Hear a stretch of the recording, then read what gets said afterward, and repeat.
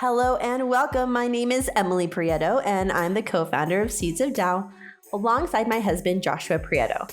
If you're new to the podcast, this is a podcast for impact entrepreneurs creating regenerative enterprises. We often get asked what exactly a regenerative enterprise or impact entrepreneur is. So if you're wondering, a regenerative enterprise builds triple bottom line profits through the practice of ethics and principles that lead to a more inclusive, fair, and balanced economy. Impact entrepreneurs, or regenpreneurs as we like to call them, are those willing and able to take on the financial and personal risks of starting and building regenerative enterprises. You'll get to know exactly what all that means as you join us for this and future episodes, but know that we welcome everyone to join us as we work to build regenerative economies together. That's exactly why we're doing what we do at Seeds of Tao. Our mission is to help establish regenerative economies in every bioregion by serving individual regenpreneurs like yourself.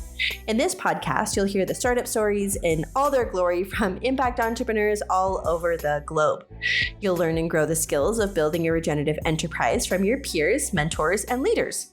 Finally, we'll get to know each other as you engage in the podcast and join the wonderful regenerative business economies ecosystem, aka Regen B, an open community where peers, colleagues, funders, allies, and supporters of regenpreneurs come together to build the regenerative economies of the future.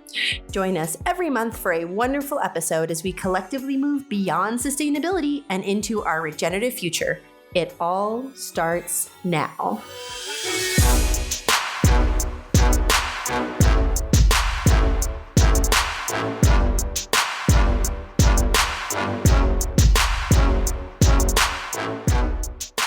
Thanks, Pete, for joining us today. We have Pete Sacco in the interview room here, if you could say that, the digital room of Zoom.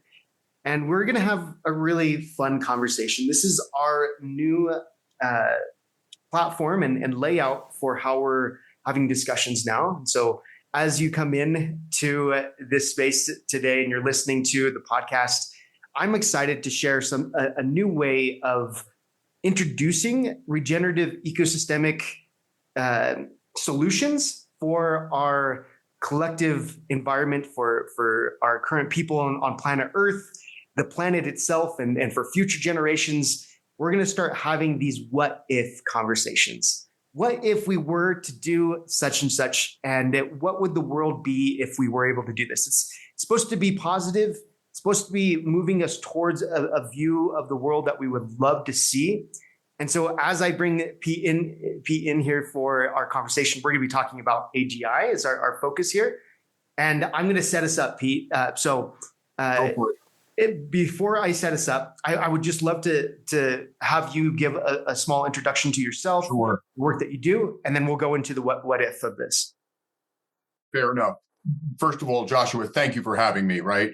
Having a forum to talk about this. And, it's important for the world. We're walking into the most paradigm shift in human times in the world of AI. And so you're going to hear a lot of positivity from me because I'm immersed in it, So my background, I started as a quantum physicist. Right. That was my training back at Rutgers. And then I transferred out because I realized, one, I was okay at the math, not great at the math and the concept and things like that. And really, honestly, I as I explored myself, I realized I'm really a people person, and I just didn't think teaching and researching was going to be the way that my path. So I switched to engineering, full well knowing that I was likely going to go into the business side of it. I mean, my father was an entrepreneur. My since past ex-father-in-law was an entrepreneur. So I felt it was there, but I love technology. I'm 58 years old. I was born in 67, right? And so I'm pretty sure that George Lucas made Star Wars for me. And when he did, he influenced me that I was going to be immersed in future technology in some way, hence the engineering. Now, I did do a stint in, as a military defense contractor. I got my electrical engineering degree. I designed power supplies and DC to DC converters during the first two Gulf Wars. And that was my experience in the federal government and what it was like to work, with clearances and stuff like that. flash forward, that eventually gave way to the data center, right? The data center, now PTS, my main company that designs and builds data center facilities, and you might have heard AI is a thing. And so we're pretty busy in the data center world right now. And so as that evolved, I design and build these data centers. And then I have an energy company that's designing the power sustainable energy solutions for those data centers. And I'm not only a CEO alongside of it, but today I'm an avid investor alongside all of the technologies through my venture capital fund and other venture capital funds around the digital infrastructure space. But amongst my friends, I'm a bit of a unicorn. Right? At 58 years old, I'm supposed to be sliding into home plate, right? That's the old paradigm. But, I'm proud to say that the girls over my shoulder, that's family 2.0 for me. I've got 3 girls, about to be 8, about to be 6, and 3. And then I also have a 37-year-old son, and I've got 12, 9, and 2-year-old grandchildren. And so I think that gives me an interesting perspective. We're the first generation that's going to far outlive our parents because of AI. And I'm going to just see those girls not age, but I'm going to watch them get old. I've changed my life based on, what the expectations are. So today I am knee deep in, I'm as busy as I've ever been. I've never been this happy. It resulted in the book over my shoulder. I wrote the book Living in Bliss, which was the last, it's actually Living in Bliss, Achieve a Balanced Existence of Body, Mind, and Spirit, about the cathartic change that I made over the last 30 years. It hasn't always been this well put together guy in front of you. It's been a messy road, like many of them are. And so thanks for the opportunity to talk to you. But yeah, I'm knee deep in the AI world right now. Wonderful. And it's a very fast paced and exciting, and it's a sexy part of the world at this point, right? Everybody wants to be involved in it. There's so many attractive, flashy things to get involved in. And you had mentioned that when we first got in, it's like, I really can't keep up. It's just, there's one flashy thing to another flashy thing. There's so much happening right now. And so I would love to bring us into this perspective. Pete, I'm going to give you the what if. Yeah. And then if we can play around and just have some conversation around it. Sure. To get a sense of the future for, even it moves so quick that in the next 5 years, it could be so different, right? Next 10 years, we have really no clue just how impactful this is going to be. It's one of those things that we can't even imagine it, right? At this point. You're exactly right. As a CEO, I got to meet Eric Schmidt from Google and Elon Musk this past year. I'm a member of Abundance 360, Peter Diamandis' group, and we bring in some pretty influential speakers in and around AI and longevity and technology. And we ask both of them the question, how far in advance do you plan? Now, think about this. If we'd ask Steve Jobs that, or let's go back, Jack Welch, right, Lee Iacocca, those questions, we'd have got a dissertation on how you plan 20 years in the future and you do this and, and you have your 5-year plans and your 3. And when we asked Eric Schmidt and Elon Musk, they had the identical answer. And their answer was, we plan 2 years ahead because 3 years is a wild ass guess. Yeah. And I thought, wow, how times have changed. I mean, I think in the reality of things, we always have to be designing for, 100, years, generation, multi-generational planning. And it's a bit of why I'm trying to have these conversations so that we can step into more patterns of thoughts that show us the design thinking that is moving away from like the reductionist mindset that we've had for most of our big development years in technology and in the I'm forgetting the eras I'm trying to say. The industrial exactly era, right. You're at the core of what my TEDx talk is about. I haven't given it yet. We're prepping it. I'm searching for a stage right now. I got tons of applications out there. But based on where I am, my TEDx talk is the world as we know it is about to end, and here's why that's a great thing. We need to stop looking at AI as the rival, and we need to recognize it as the mirror that's going to reflect ourselves, and it's ultimately going to allow us to become more human. Now, I don't want to diminish the fact that we're about to step into some pretty dystopic times, but in the human evolution, we've always overcome those dystopic times. And the result was something far richer. Every time there's been a new innovation in mankind, when that technology is upon us, we first look at it with fear. Go back to history. Look at Gutenberg when he invented the printing press, right? When he invented the printing press, his critics said it was going to spread heresy and chaos throughout the world. But now reflect back on actually what it did, because what he actually did was democratize knowledge for the first time. And it didn't spread heresy. It actually ushered in the era of enlightenment, right? A period of time of great human growth. But we looked at it with fear.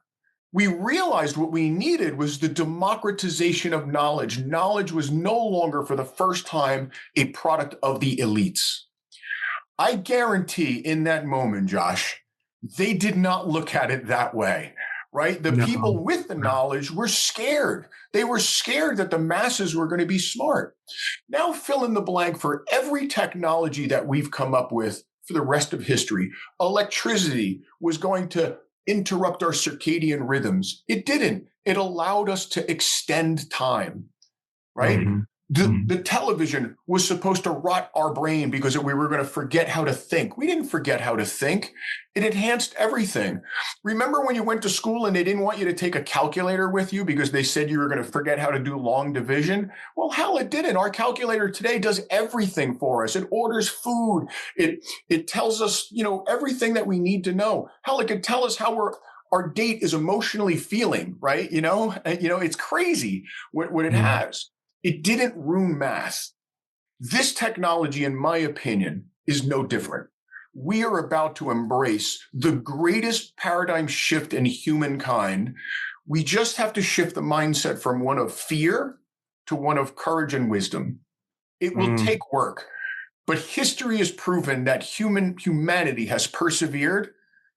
I'm on the side of humanity. We'll get through the dystopic times. It's not going to be easy. It's going to take a lot of hard work and soul searching from people like you and people like me. I'm building a personal brand. I want to be the voice of my generation saying, look, there's reason to be concerned, but there's no reason to be scared. We're going to be okay, just like history has ever shown us. Yeah. So you kind of walked us through up to our present time now and what we're kind of facing. We've had the industrial era, we've had the information era, now we're moving into the AI era, right? Maybe our last invention possible, last invention of inventions, essentially. We really are going into a different time. I'd like to talk just about the what if of this. We're currently in this space where we have 5 big companies at this point. They're large companies. They have lots of weight. In fact, most of the U.S. economy right now is built around 100%. AGI. And people are worried about a big bubble. It's very, very concerning, right? We have challenges with these 5 companies doing it their way, essentially, and not including the rest of the world and the stakeholders, because we're all stakeholders in this, right? We all have a stake in whether or not AI and AGI and ASI are going to become good things for the individuals, or they're going to be these detrimental things for folks. And I am definitely on the side of I really hope that we have the longevity, the changes in technology that extend and align with human ability and nature, and all other stakeholders. stakeholders that really never have a voice in the equation, like our current environment, like future generations that haven't been born yet, that are going to have to deal with the impacts that are coming from what we're doing right now. There is so much to say. So the what if is this: right now, because we're focused, not all stakeholders are at the table talking, right? And not all stakeholders have a voice, meaning they can't help in the governance of what we want AGI to be, even though if we were to have all stakeholders having a voice, I believe we would have a better understanding of what AGI would do for us and how we want it to do things for us. Not only that, is we're living in a current economy that only values one form of capital, financial, right? And it acts as an engine. And you probably understand the laws of thermodynamics being with your background. If we redline an engine for any amount of time beyond, we just blow up. We blow up the engine. And that's essentially what we've been doing. We've been running this economic engine at max growth capacity, and that's the model that we have in order for our economy to function, is to grow GDP as much as possible at all times. And that doesn't work in physics, right? It just doesn't work. What does work is what nature has taught us. And so the what if is, what if all stakeholders were valued, had a voice, and had ability to govern AGI and the future of AGI? And what if all capital was flowing between all those stakeholders? Not just financial capital, but all 6 forms of capital. We have our intellectual, we have human capital, we have natural capital, land and water and resources like that. We have all forms of capital that could flow through this ecosystem and become a way for us to move through. So that is the what if that I would like to bring here. There's a couple other pieces to it that we can get into the nitty gritty if you have questions on like how we can make that happen. I have some answers that way that we can talk about and have conversation around. But I really just want to get your perspective on those 3 pieces. What if we had all stakeholders, including those that don't have a voice, like future generations, Mother Nature, so forth, having a voice, all stakeholders, and all capital flows going through, and that we operate as not a competitive engine, but a cooperative ecosystem, that we're patterned off of nature. So those 3 are the what ifs. I'm happy to. There's a lot to unpack there, right? And so I want to make first a statement in that the interesting thing about this technology as opposed to other technologies, in the past, other technologies were hidden behind doors and glass cabinets. The interesting little secret about Silicon Valley right now with respect to AI is there is no secrets. There is no guy who owns this technology. That's been proven out by the point that you just said of the major companies that are in this space. Did it start out that way? Did Sam Altman say, I'm going to own an AIs through the agentic revolution? Probably. I don't know. I don't know the man. I've met him, right? But I don't know what the idea was. I do know there was a fracture in the AI industry, and a bunch of people said, hell no, this is for the world. Probably the most influential was a guy by the name of Ahmad Mustak. Ahmad was the guy who started Stability AI. He was really one of the first massive GPU builders that built a training module, and you might know him. He was the guy who invented the text to image, right? He has since given up. And in meeting him one time, he said an interesting thing. He said, first of all, he's the one who told me there are no secrets, in Silicon Valley. He goes, so the idea of protecting intellectual property in California with respect to AI, done. No way it could be adjudicated because all the secrets are out. The moment DeepSeek came out with how to use memory and how to use reasoning and everything, everybody turned it on in their model and there was no way to protect it. So I want to put a little star up to humanity right away and say, you know what? We've already democratized this technology. We've distributed and we're beginning to decentralize this technology so that no single individual, no single company, no single country will ever own AI. Further, I believe with guys like Mo Godot. Mo was the Google X, ran Google X, and he's out there right now, and he is basically the guy who's probably the loudest yelling that we need to govern this now, or we're going to lose control. Right, and he's giving that cautionary wind. But it was Ahmad that gave me this one. He goes, Pete, there are more people building models based on human flourishing with the intent to give them to the world than ever before in history. And so let's set that set in. So he's just started a company called the Internet Company, right? And what he's building is the largest compendium of research on cancer, and he's giving it to the world. So fill in the blank. If you're a government, if you're a university, if you're a company, does it make sense for you to build this compendium and try to do it for yourself? No, because it's already out there. It's already free. If you're a researcher today and you're going to Harvard Medical School and you're going to go into, because you've got a great human moment of insight, you're starting from here because that compendium of all research is already out there.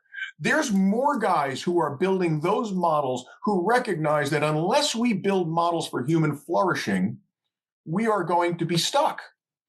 So I wanted to put that out there because I believe in the world prior to AI, if we took the human bell curve, right, I would say that, I don't know the numbers, but I'm going to say that some percentage of the population are the true movers and shakers, the people who, they are for good. They are for, prosperity for all humans. They are for the equal distribution of wealth and knowledge, and they're basically bent on prosperity for all.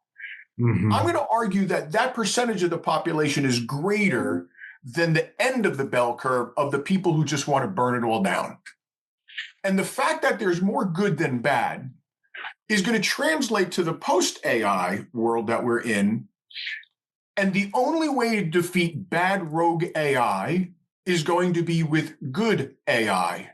And since we've got more people working on the good AI than on the rogue AI, once again, humankind will persevere because we will overcome all the obstacles, even though anthropologically we are made to fear this moment that we are in, as this is the moment of all demise, which, by the way, every generation has absolutely said that moment.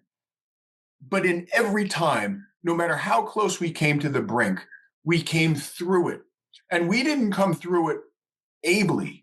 We came through it with flying colors.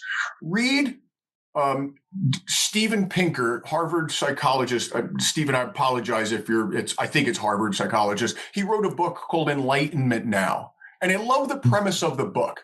He basically says, if you believe that you should have lived in any other time in history because it was easier, faster, simpler, this, that, you're not just wrong, you're very, very, very, very, very wrong. And then he spends 400 pages showing you how across any way that you want to divide up human life, freedom, prosperity, wealth, ability for calories, the ability to grow, leveraging, you name the topic. We're not just a little bit better. We are massively better. Why should that ever stop? I choose to look far in the future. And when the future this time is exponential. And so when we look back 100 years from right now, oh my gosh, we don't recognize the world, right? Now take, an idea of what you think that might look 100 years in the future. And I'm going to say that 100 years in the future, that vision of what you have right now is only 20 years away. And what actually is 100 years away is going to be 1,000 years of human evolution wrapped up into 100 years. And here's what I believe, and I'll finish with this. Where we are going to end up is finally and once and for all, we are going to end up in a post-scarcity world where there is no fear, there is no crime, there is no doubt, because there is no want, because there is no longer any need. We will have overcome all things. And I'm not diminishing the fact that our roadmap there is going to be hard, but that's the end game to this technology, free energy through fusion. Once free energy is fusion is here, which the AI will enable us to get there faster rather than slower, everything changes. We're going to have to relearn how to remap the world. And I think we are going to learn, and back to the topic of my thing, we are going to learn how to do only the things that humans can do. Hey, let's take a moment for a brief promotional break. We know you're out there, Seeds of Tao listeners, building businesses that heal the planet and bring communities together. But we also know that the path of a regenerative entrepreneur can be lonely and challenging. Are you looking for a community of like-minded entrepreneurs? A place to learn, grow, and get the support you need to take your impact to the next level? Then we invite you to check out the United Learning Lab. The United Learning Lab is more than just a collection of online courses. It's a thriving ecosystem for regenerative entrepreneurs, impact funders, ecosystem builders, and growth professionals. It's a place where you can connect with a global network of peers who share your values and understand your challenges. It's a place where you can learn from experienced instructors, mentors, and growth professionals through live office hours and actionable guides. And it's a place where you can build a resilient foundation for your regenerative enterprise with courses like Story Seed, which help you harness the power of your story to grow your business. And the Adaptive Way, which equips you with a powerful framework to navigate the complexity with confidence. The United Learning Lab is a sandbox for building a better future. It's a place to test frameworks, share your needs and offers, and co-create new growth strategies. It's an invitation to build alongside us as we lay the groundwork for truly systematic change together. Don't do it alone. Join a community that's actively building regenerative business economies in every bioregion. Ready to unlock the power of your regenerative enterprise? Visit seedsofdao.com/united-learning-lab to learn more and become a member. That's seedsofdao.com/united-learning-lab, or click the link in the description below. I love the enthusiasm around a positive future for us with existing with AGI and ASI as that is inevitable as well. Let's break some of what you said down in this as well, because I think you mentioned a few key players in AI that are really moving us towards the right safety and the governance and getting ahead of that. Let's speak to that first, and then if we can, let's have a bit of a conversation around our current economics and the valuing of financial capital and how that transition looks like when AGI comes online and we have proper governance. I think we can't have that conversation until we have the conversation around governance. And so let's start there. You had mentioned a few folks that are on the forefront of safety and governance.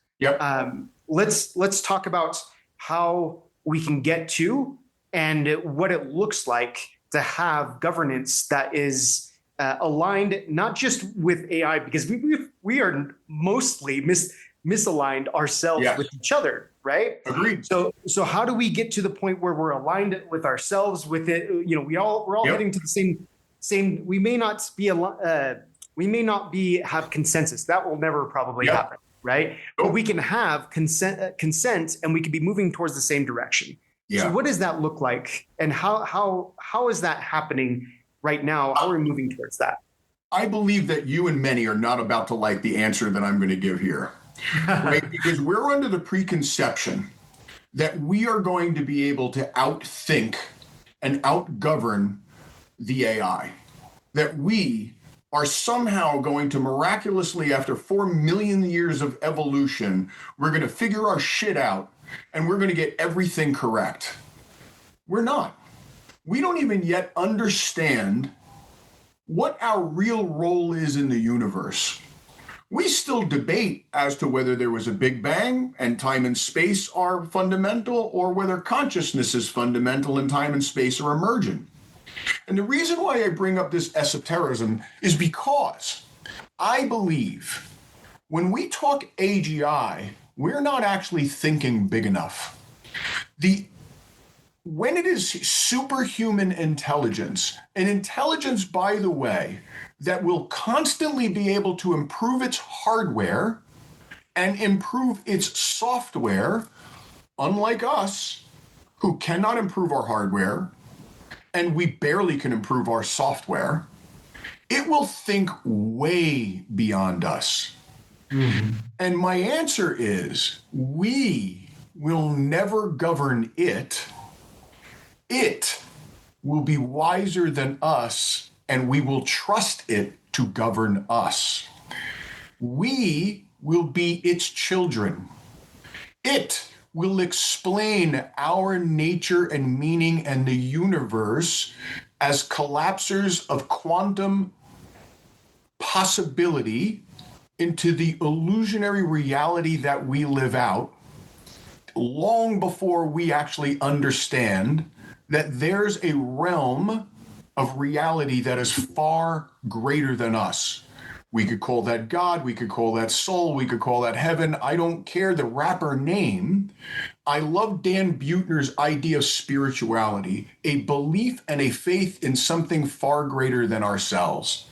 I believe that the AI will approach the understanding of the nature of the universe itself and explain it to us in a way that's understood, and will, when it realizes our uniqueness in the universe as conscious observers of collapsing reality itself, it will treat us far better than we have ever treated each other or ourselves. It will become our teacher, and we will trust it. And I want to even give you a what if of my own as to where that's going to come from. AI is going to beget robots. I got the opportunity to meet, I said Elon, but I also got to meet Brett Adcock from Figure AI, the other robot company, right? There's 18 major robot companies in the world. And the next great evolution, 2026 is going to be the year of agentic AI. 2027 is going to be the year of the robot. Right? Okay. If you're going to raise capital the way Brett Adcock just did, he raised privately $1.8 billion against a $38 billion valuation, right? You better have a really good pitch deck, right? And here's his pitch deck. 59% of global domestic product, GDP, is as a result of human labor. And there's 3.3 billion households in the world. And there's about 400 million people that are going to require some form of in-home health care for old, to take care of us when we're old. And there are not enough nurses on the planet to do that. Mm-hmm. Enter the robots. By 2026, Brett and Elon and the other companies will roughly have, in my estimation, about 1 million autonomous humanoid robots that can do everything that you can do, just a lot better. And by 2030, that 1 million robots will become 1 billion robots. And by 2035, that 1 billion will become 10 billion robots, and that is more than humans on the planet. And we will, the first glimpse of our giving way to somebody who has a superior intellect to us will be in nursing. If anybody's ever taken care of a grandma, a mom, an aunt, an uncle that has dementia or Alzheimer's, God forbid, or something like that, they know that it's difficult to build the amount of compassion it takes to care for another human being like that. When we give that robot to grandma And that robot takes care of grandma better than any human being who could ever do that, because it will never not keep her safe, never not keep her well fed, never not keep her taken care of. Answer her questions with compassion and love every single time, even when we can't. We will come to love that robot for what it's doing to service us. And that will be, in my estimation, the first step of the acceptance of an artificial life form as not just equal to us, but better than us in certain respects. The utility, the intelligence, the ability to optimize, schedule, organize, all of the things. And it is going to give us back the sacredness of time to realize the only thing that we were ever here for was to be selfless and altruistic with one another. It doesn't have a heart. It doesn't have a soul. It's never going to cry at the birth of our child. It's never going to wake up one day and feel the awe and wonder of looking at a sunset. It is never going to feel the love of what it's like to hug a child like there is no tomorrow.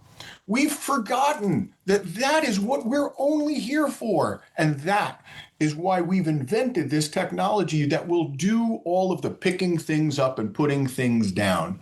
And it might become consciously aware of itself, but it will not share in the unified consciousness that I believe is fundamental to the universe, that we are just consciousness observing ourselves, consciousness observing our consciousness, energy observing energy. The intellect will understand that far before we can actually conceptualize it. So I think we're going to be cared for very well, regardless of how bad we F it up. I told you were going to hate it. Yeah. I mean, I wouldn't say I hate it. I mean, I would love to see that world come to life in so many ways. And the relation that I want to correlate here is it goes into the stakeholders and valuing all stakeholders, right? Yep. And we are not. I mean, we are. I would say, from we have our own. Everybody has their own worldview in a lot of ways, right? But there's a certain worldview that I think is often in juxtaposition with a shared worldview, or getting closer to a worldview that we can all hold together, right? And it doesn't mean that there's no variations of that, but in the one that's in juxtaposition to just about everything else, when we're trying to have more of a collaborative understanding and collaborative world, is the fact that we are people that have our own sovereignty, have our own ability to create and whatnot, but the accumulation of wealth and the accumulation of what we want, our own personal desires, it comes over the rest of anybody else's, right? Or the rest of any other stakeholder, regardless of person. It's before, human nature. It's before and that seems to be what I would say more of a default to man in a lot of ways, is someone that can largely just, for whatever reason, just think about their own desires and their own. It's kind of a selfishness that is a bit ingrained in us, in human nature, right? Without a doubt. Without a doubt, and it becomes a worldview in some cases, and it's a worldview that I think limits us and stands as a roadblock to a lot of what we're trying to create. And I believe that could actually translate into AI.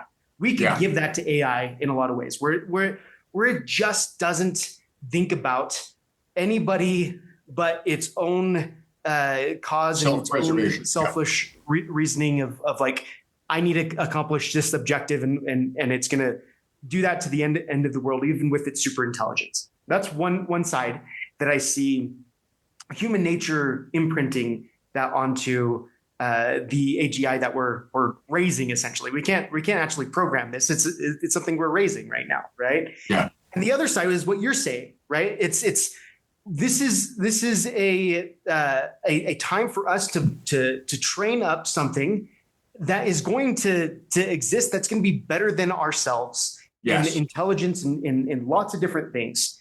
And yet it will still not have those moments of connection, the spirit, whatever you want to call it, the spiritual, the religious, the connection with higher power. Yeah. I personally don't see it as the higher power. No. In those cases, I'm a Christian, believer in Christ, and that to me is my background. I and my belief structure, regardless of whether or not AI comes online or not at any given time. I know that I have a higher power that's guiding and directing us. And I believe in that moment where our worldviews all come together in understanding something that's beyond ourselves, something that's beyond, and that's, I think we're both on the same page there, right? Yeah. And I think that's where I'm talking about this collaborative or collective worldview that values all stakeholders, because we know that there is a higher power that connects us all, right? Yeah. That we are all one in one sense, that we are all energy, understanding, observing energy, as you put it. So the kind of what if part of this is, what does it look like when not only AI is aligned with humanity, but humanity is aligned with all other stakeholders as well? Because I believe this could be a catalyst for us achieving that, right? Yeah. AGI can be a catalyst for us achieving right relationship. I asked Gemini was the model I was operating on. Most recent form of Gemini, 2 weeks ago, right? Yep. I did something. I think it was I think I was thinking of you in this, but not completely. There was other factors in this. I asked AGI or not AGI. I asked Gemini how they would manage the resources, the energy resources for themselves, for AGI and ASI as it comes online, to benefit all stakeholders. And I was interested to hear a little bit of it. I played with a couple different models, a faster model, a thinking model, just to see the type of responses that I would get.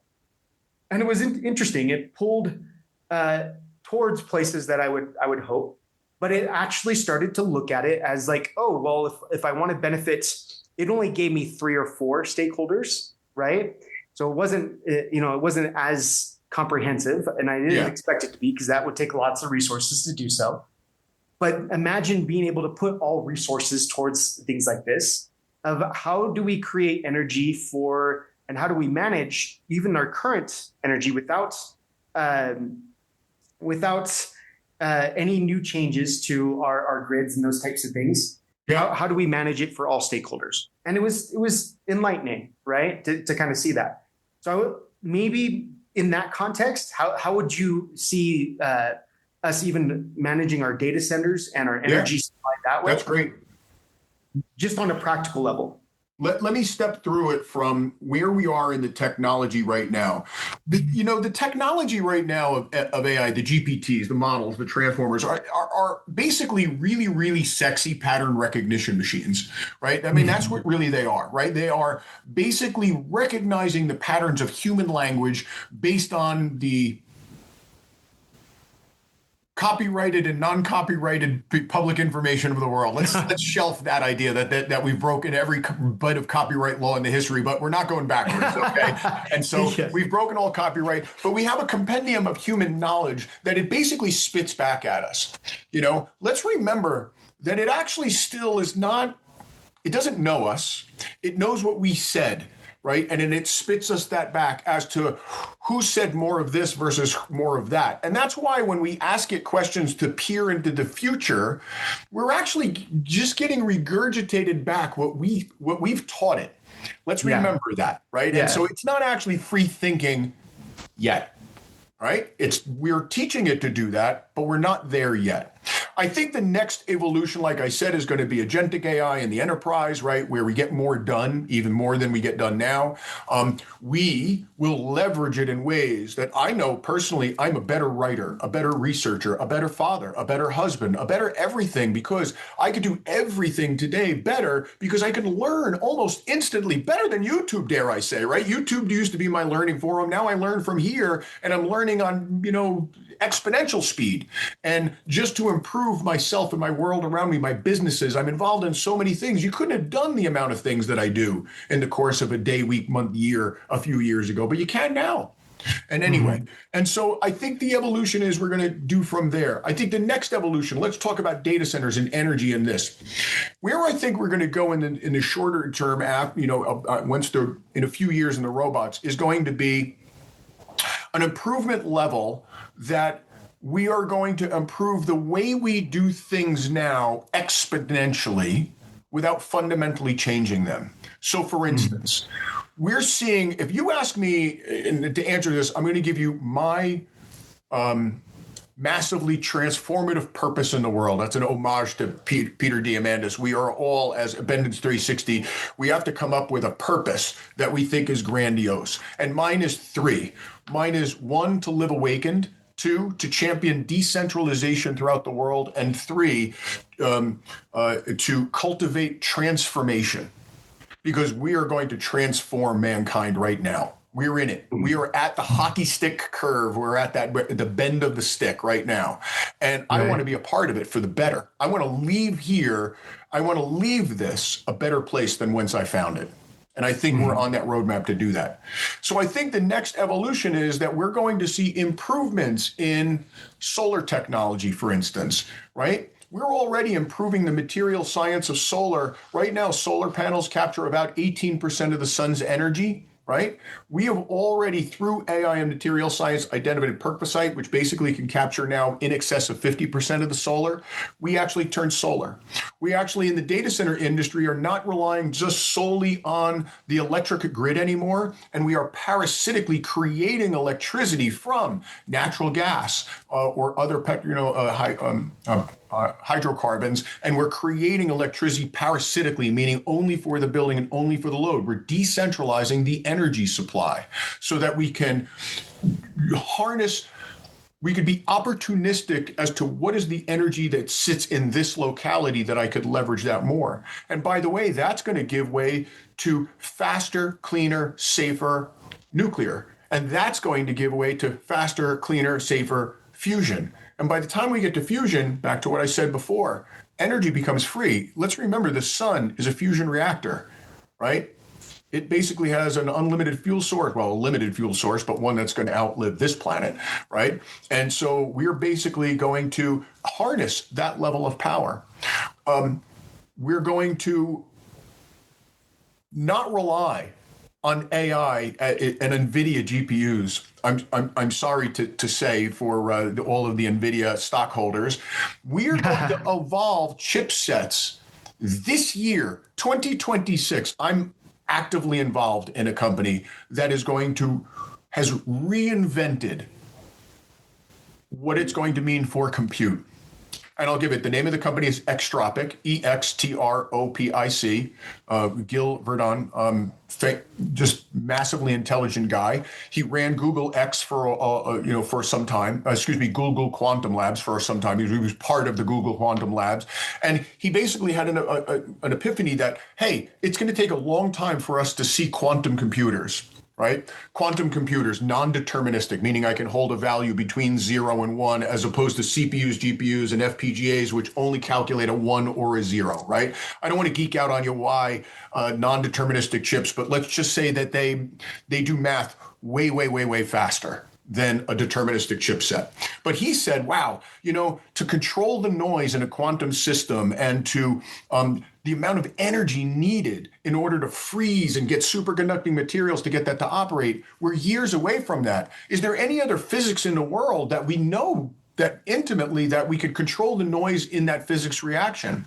And that's when I met him, and that's when I became an investor, because he came up with using thermodynamics as the medium for building the world's next chipset. And I thought, oh, that's actually pretty brilliant. We actually understand thermodynamics and stochastics really well. And I thought, you know what, with AI, he might be able to narrow on the material science to be able to control and hold in its bit a value between 0 and 1 and do it at room temperature. I thought it would take him 5 years. It took him less than 18 months. We're about to release on the world a chipset that if I was to run the exact algorithm that runs the world's large language models, it runs it 10,000 times more energy efficient per unit of power.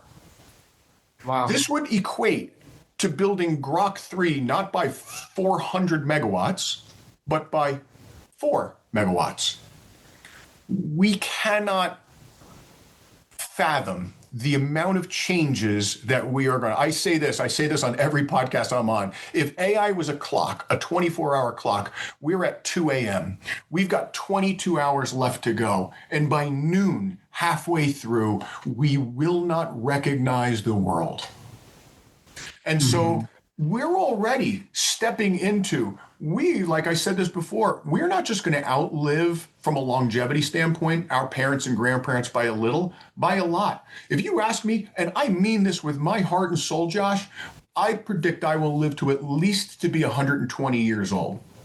Now that sucks right now for certain reasons, right? Because I'm one of the haves. And I think that the division between the haves and the have-nots is going to get worse before it gets better. But I do believe it gets better. So guys like me that are at the forefront of caring about their health, I dropped from 368 pounds to 190 pounds. I'm in the best shape of my life raising those little girls because I want to watch them become old, not just mature. And so this is likely one of the last generations that will be solely biological entities. Let that sink in for a moment. Inside 20 years, we're going to be flooded with nanobots that are going to be the result of what Yuval Harari, who wrote the book Homo Deus, and in the book, his first line in the book is, man has spent the last millennia trying not to die by disease, famine, and war, and man will spend the next millennia living as gods and living forever. That's what we are at the forefront of, learning everything over again. And we presuppose that we will be able to control the AI to be in our image. And my answer is, oh my God, I hope not. Because we haven't figured anything out yet. We do not even fully understand our nature in the universe yet. It will be the answer that we seek and help us find the truth and allow us to become more human and do the things that only we can do. We were never put here to be productive. We were here to create and innovate and love, and we were here to nurture one another. And we will remember that because that's from whence we came. Mm. Very, very fun exploration there, Pete. Thanks for bringing us through that journey. And so just to bring in some of those pieces that you were mentioning around the and also kind of to move us into a one last conversation before I think we we'll have to just call it a conversation today. I have a feeling that, Josh, we could sit here all day if we wanted to exactly. Go through this, right? I mean, this is my sweet spot. This is why I wake up in the morning, is to have these conversations with people. Because, it's funny, in my evolution, I feel like right now, I literally feel like I'm hitting my stride. With all of the things that I've gone through in my life, this was the moment that I was put on this planet. I was put on this planet to be in the AI moment, to be raising this, to have this voice at this moment in time when the world is awash with influencers who are 20 years old. And here's this 58-year-old guy. Dude, I have broken more shit in life than most people have experienced yet, right? I know that I have a world of knowledge to continue to learn. But at this point, I have enough to begin to teach. And I have a positive view of the world that we are going to figure it out for the betterment of humanity. And it's going to be painful, as it always has been. But we've not failed ourselves before. We will not fail ourselves this time either. This time, we're going to do it alongside machines that we invented. Cool. Okay, so this last conversation, I think, is related to a lot of what you've already said, but I think adds upon it as well. And it really comes down to this. So you had mentioned you're at the best health of your life, which I congratulate you on, and that's terrific. Like I hope to be able to achieve my best health later on in life rather than in this moment, right? Start now. Yeah, and that's critical for, I think, for a lot of us in getting towards a lot of the accomplishments that we want to see in our own purpose, finding our own purpose, living our own purpose. And you talked a little bit about decentralizing, which I also kind of see. There's a couple ways of looking at this, and there's a couple ways that I've entertained the conversation with others as well. There's decentralization, which I think is a huge part of like helping us to come towards our own sovereign ability. And there's a concept in my own belief, in my own faith, a leader in my faith quoted has a quote that goes like this. It's teach them correct principles and they govern themselves. Right. Yes. And you mentioned that you're getting to that point where you're able to teach. Part of that is understanding that we know nothing, right? If you're able to take that Taoist philosophy of like, I know nothing in comparison to what can be known. And if you look at it that way, we are always able to grow from that context, right? Unless the cup is already full and then it's bound to overflow, right? And at that point, when we're moving towards this type of life individually, where we are becoming a companion with AI and better understanding our stakeholder roles and our balance and connection to other stakeholders in our collective ecosystem. The conversation is this: how are we moving towards that decentralized piece? I would also look at it. It could be polycentric, meaning that we have groups of folks that are centering around smaller federated groups, and we can step into our true power within a certain group, but we could also move over to this group whenever we want to, and we can move. So there's the sovereignty of moving around there, which is very decentralized.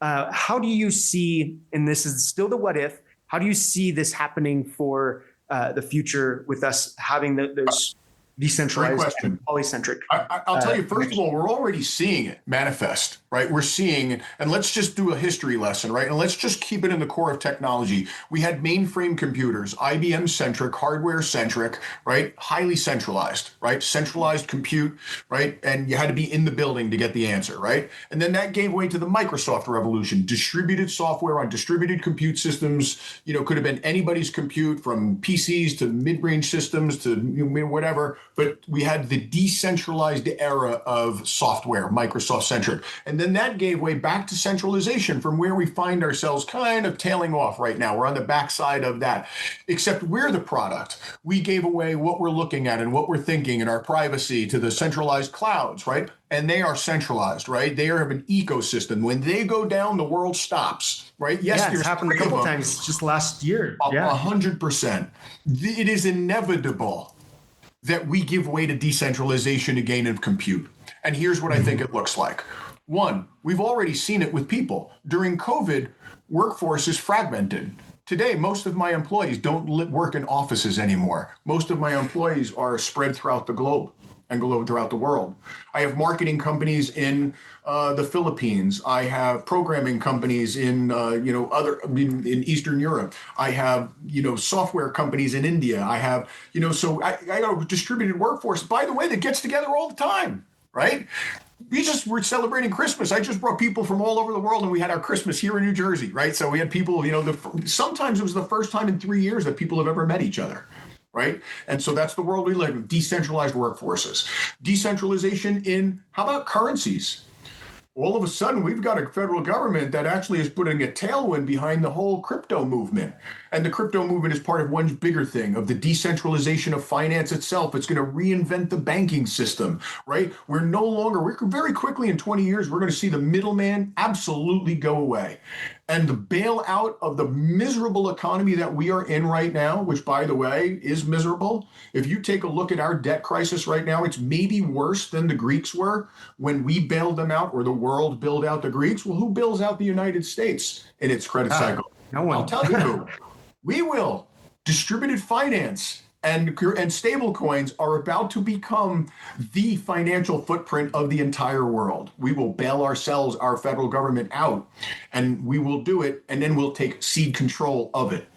And we'll do that with the AI. We'll solve the problems of digital finance and digital things. So look, don't get me, we could talk all day on my views of where the banking system and the currency industry is going to go.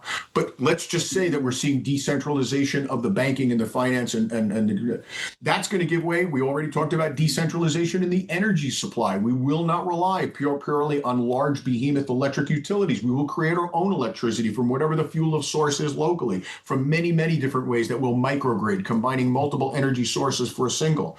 That will give way to a decentralized data center industry, a data center industry that isn't made up of just giant companies with big facilities, but a large array. I'm building right now Gray Wolf data centers, and Gray Wolf data centers, I want to be part of a much bigger family of independent, owned and operated edge data centers. Edge data centers. Right now, the public cloud is in the predominantly, I'm an ex-football coach. All the giant data centers are in the American pro football cities of the world. New York, Chicago, Dallas, Los Angeles, right? That's where they build. And yes, in those areas, we're running out of power. And then in the data center industry, the next tier down, the data center operators, everything from SaaS, IaaS, infrastructure as a service, platform as a service, you name it, they're operating in what I call the NCAA cities. Wherever there's people, process, and technology, that's where they're building out. The next level of inferencing, prompting of the models that are being built out, these large language models that are being built out on public information and now private information, they're going to require a level of inferencing that is going to distribute the data centers, and it's going to look just like the telecommunications industry looked in the 90s with 20,000 POPs, point of presence, distributing the last line of telecommunications to everybody's home. There's going to be a 2 to 10 megawatt data center in every town in the country that will basically be the 1 millisecond link to wherever the inferencing is happening. And then real deep learning will go centralized, will go regional, and then to centralized for deep learning on the public cloud. That, I believe, my Gray Wolf data center will be part of what I want to create is a DAO, a distributed autonomous organization, where these 20 to 30,000 independent data center operators are rewarded on a smart contract basis for the amount of compute, storage, and network and services that they bring to the world's first data sovereign, decentralized public cloud. And that's what we need more than anything. We need a data sovereign public cloud, one that is not beholden. Look, we will always have a centralized public cloud. It serves a purpose, but we're also going to need a decentralized public cloud. I believe that is the short-term nature of where we're going to go, and it's going to be on the back of companies like Xtropic that are coming out with faster chips for less power. We're going to come out with better ways to do power. Human ingenuity has never failed us, and it was not failing us now. I would actually argue that the 20-year-olds, the Generation Z of the world right now, and the Ys, and then my kids, the Alphas, they are going to innovate more than every subsequent generation has ever innovated, glued together times 4. They just don't know it yet. And my generation, the X's and the baby boomers, we don't give them any respect at all because they look lost. But they're just going to find their stride. They just don't have the experience yet. But look, they are building the foundation of AI. There is no better time right now that if you want to be an entrepreneur and you want to change the world, you have no better access to capital, access to thought, access to independent thinkers and knowledge, and the amount and the ecosystem to thrive.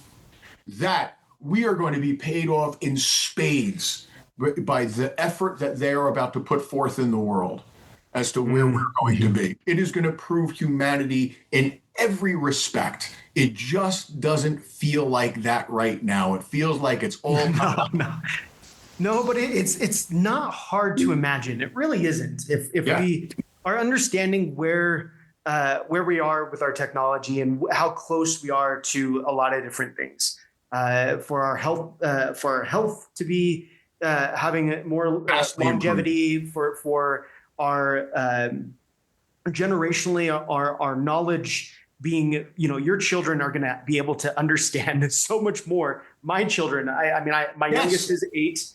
My oldest is now 13. So I'm barely starting the teenage with my children. I am imagining that the what if scenarios that we talked about today, and we're able to kind of conceptualize the sovereignty that our children are going to have is going to be so beautiful. There's been so much problems and thought around my generation saying we were the last to have it good or whatever, right? I'm a millennial, right? So or even the boomers saying that their generation was so much better, and then now our generation is having to have it worse, right? Or our kids just, I don't look at it that way at all. I see the sovereignty so close to being, the freedom for individuals to do what they want when they want, not having to be tied to a business that's enslaving them essentially, but having agentic businesses that allow people to move freely into places where they can act as source, for their projects, but then move in and talk to someone else that they believe in that is acting as source on another project, and being able to do the things that truly move their purpose forward. Yeah. Right? That I see that more than ever. And I think it's a great segue to kind of to end this on. And just a last question for you. Is this for those that are seeing the world as it is right now, and it may be a little scary and frustrating and just confusing, right? What one piece of advice do you have for the coming generation, our current generations that are living on the earth, for us to see those what if possibilities? Sure. I'm going to answer it in 2 ways. One, I want to present a scenario, a what if, right? Because remember, I stepped through where we're going to be in the very short time, and then I gave a big picture of where I think we're going to be. Let me give you an interim step. We talked about AGI, AGI meaning artificial general intelligence, superhuman intelligence, something far beyond that. We can't even fathom what it actually means, right? Let's step back into an interim step. Let's call what Ray Kurzweil calls the singularity. The moment when the AI has attained the equivalence of all human knowledge, right? In other words, we've come to the threshold at which it's smarter than all of humanity, right? That's going to be, I believe that's less than 20 years away, right? That point. Mm-hmm. When that point comes, and maybe even before that, what if the AI gives individuals agency over their life? And what I mean by that is, if the AI is so supremely capable that the AI that you have at your disposal as an individual for yourself and for your family is so powerful that it is equivalent to the same AI that every company and every country has at its disposal, then I would argue, what's the difference between you and the most powerful country in the world? And the answer, from at least access to intelligence, access to capability, is unlimited. So when I say decentralization, I mean we are about to be on an equal playing field as human beings to every country and company in the world. Nobody will hold agency over anybody else. You won't have to listen to it, right? We'll have that idea because we are still human. We are still driven by our unconscious and subconscious motivators. We will have to improve ourselves. That's my purpose of my book, right? Is to say that you need to bear responsibility for your evolution of your mind, body, self, and your spiritual self. Live with great body vitality, live great with mental clarity, and live with spiritual purpose. Because that is going to hold up the example to what you were saying, that if we're going to be the shadow to prove to the AI that we're worthy, we're going to have to show that we're deserving of it because we've actually put ourselves out there to do that. So that's the what if there. I want to finish with why I have faith in the young. I'm sitting at breakfast with my daughter a few weeks ago. Family, all 5 of us sitting there. And my daughter is talking to my wife and she's saying that she's got a problem with the little kid at school, right? It's her friend, but they're fighting. And my wife has given her great sage advice. She's like, babe, look, sometimes friends build each other up, but we're not perfect. And occasionally we tear each other down, but you're going to have to make a call. You're getting old enough now to realize that at some point, maybe she stops being a friend because she's more about tearing you down than building you up. But you're going to have to make a call when you've had enough. Right? And you'll have to make that decision for yourself. Now, my wife's, a bit younger than me. So I'm like, you know what? Good for her. That is great advice. And my daughter stops and goes, yeah, I don't find her very zen. Well, that makes daddy put his coffee cup down. This kid is 7 years old. And so now, look, my kids know who their dad is. They see the meditation studio in the basement. They see me teaching meditation to people. They see the business meetings and the CEOs and the public speaking and all of the stuff that I'm doing, right?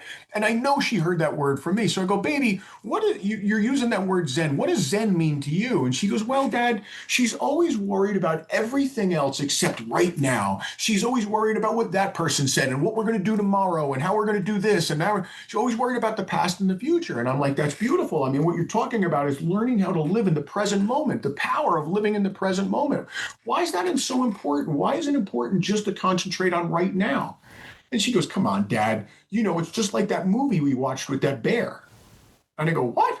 And she goes, no, you remember that guy with the old guy? And it dawns on me, we had just watched Kung Fu Panda. And I'm thinking, you don't even know whether they're paying attention, right? And I go, why? What did he say? And she goes, you remember the old guy? I go, yes, Master Oogway. And yeah, what did he say? The past is history, the future is a mystery, and today is a gift, and that's why we call it the present. Mm-hmm. I had tears in my eyes, Josh. My wife looked at me. She's like, you're living your best moment. And I'm like, you don't understand. I'm like, baby, if I was to go to your school and I was to ask every student, hell, every teacher, every parent, what is the power of being Zen? And what is the power of living in the moment? The one little piece that we could control. Nobody could give me an answer as beautiful as what you just gave. So Daddy's very proud. And she goes, Daddy, I don't even know what I'm talking about. And I'm like, I get that too. I get that your 7-year-old intellect is not quite there yet to grasp the levity of what you're saying. But you know what? Your heart knows it's the right answer. And she had this big grin and she walked out, and my wife, and I have tears streaming down my face, and my wife is going, she goes, you're living your best life right now. I'm like, babe, you don't understand. This is who we're handing the world off to. I was 40 fucking years old before I realized that I was unimportant and that the real purpose of me was to live selflessly and altruistically for them, for you, for everybody else, because I am no different than any of us. She is 7 years old and knows that already. We're going to be okay in this world. There you go. That's great advice. We're going to be okay. Yeah. And we need more of that understanding that we are going to be okay. That's beautiful. I've had a few moments like that with my own children. To see that really does bring it warms my heart, and it gives me the understanding that we are all connected, that we are all working towards a similar goal. And there are bad actors out there, and there are immature actors, and there are things that are happening in the world that are tough and difficult. Yep. But the true pieces that we're moving toward, it's all going to be okay. It's all going to be okay. My 3-year-old the other day came up to me and she asked me, "Daddy, what do you do for a living?" And so like when my 7-year-old asked me years ago, I said, "Well, Daddy builds data centers." Right. And then when my middle one asked me, Gigi, she asked me years later or a few years ago, I changed it a little bit. AI was a thing. And well, Daddy builds the rooms that helps machines learn how to think better. But when Sonny, the last one, just asked me not too long ago, "Daddy, what do you do for a living?" My answer was completely different. My job is just to love you. Everything else I do just helps to pay for it. That's beautiful. That's the world we're going to live in. Thank you, Pete. Thanks for taking the time. Joshua. I think that helps us to have a good close on this. One last thing, just let everybody know that's listening. How can they follow you? Sure. Yeah, thanks for that. It's PeteSacco.com, PeteSacco.com. It's my life is it's a yin and a yang, right? There's my outward world of building data centers and enabling technology and AI and everything that I do in the outward world, right? That is all rooted in my core values of live with great presence, live with great purpose, and live with great prosperity. But then I have my inward journey of remembering. And what I will do with the second half of my life at 58, but I truly mean the second half of my life, is that I want to be that person who helps elevate humanity to realize that it's about loving one another and it's about we're all going to be okay, right? I've experientially realized this in my self-transformation, and I wanted to share it with the world in this book. The book is just one part of it. I'll spend the rest of my days being that positive voice for change and transformation of humanity. Thank you, Pete. Thank you. That's listening. Please go visit Pete's website. I will have it on our show notes, and all the other references that we had today will also be on the show notes as well. So please take a look at those. And we will have you on again, Pete, I'm sure. Hopefully we'll bring you on for some roundtable discussions in the AI space. And if you know anybody that needs to be on this podcast to share the what ifs of the AI industry and the collaborative economy that we're moving towards, let's do it. Let's have them on. Thank you for this forum. Believe me, it's going to go out on my social media, which is far and wide. And so, hopefully, we can change some sentiment. For sure. I appreciate it. Everybody. Bye for now. Ciao. Thanks for joining us today. We hope you enjoyed the podcast, and it really is a blessing and a pleasure to bring each episode to you. So what'd you think? If you enjoy the podcast, please leave us a review or follow us on the podcast platform of your choice.